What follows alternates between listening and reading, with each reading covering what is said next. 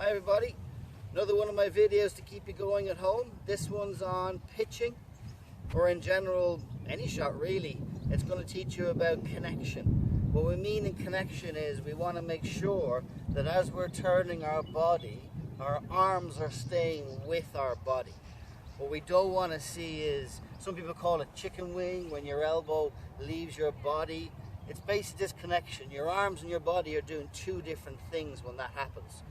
The golf swing is as simple as this. If you can imagine, I'm holding a towel, well, in this instance I am. Now you can get a big towel and put it under both armpits. You can get a small towel or a glove or anything.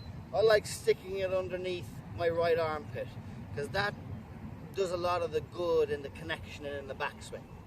That's my dog Charlie. Excuse Charlie.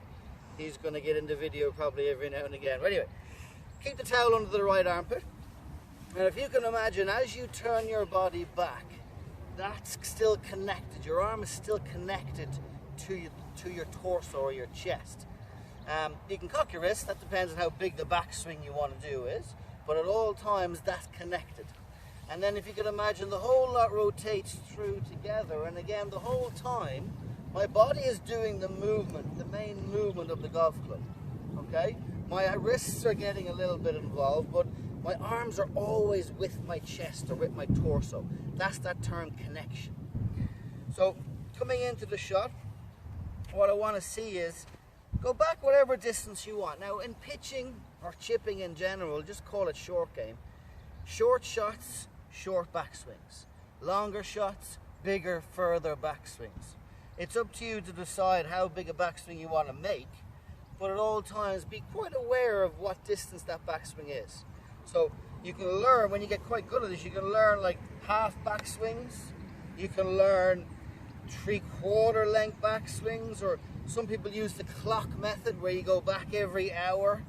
If you can imagine this being the arm of the clock, it's going back 1 hour, 2 hour, 3 hour, 4 hours.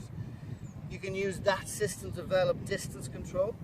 I'm going to do about I would call an 8 o'clock, or about a half a backswing position.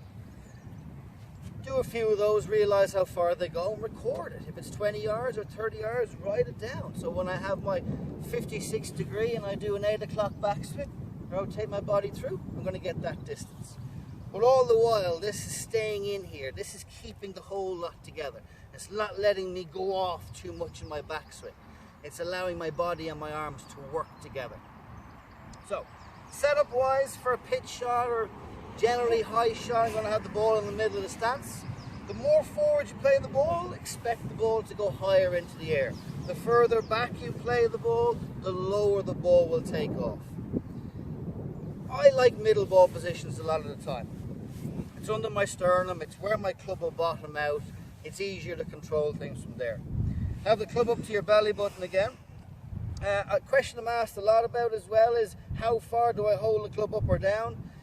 The lower you hold the club, the less distance you'll allow the ball to go. The longer the club, the more distance.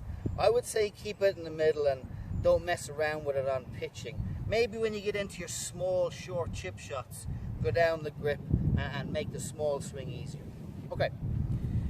Ball in the middle, stance relatively narrow, club up in my belly button, middle of the grip. And as I said, when I go back, I want to see all of this staying connected with me. And at the end, I still want to see it connected with me. So I'm using my torso. Okay, let's see how we go.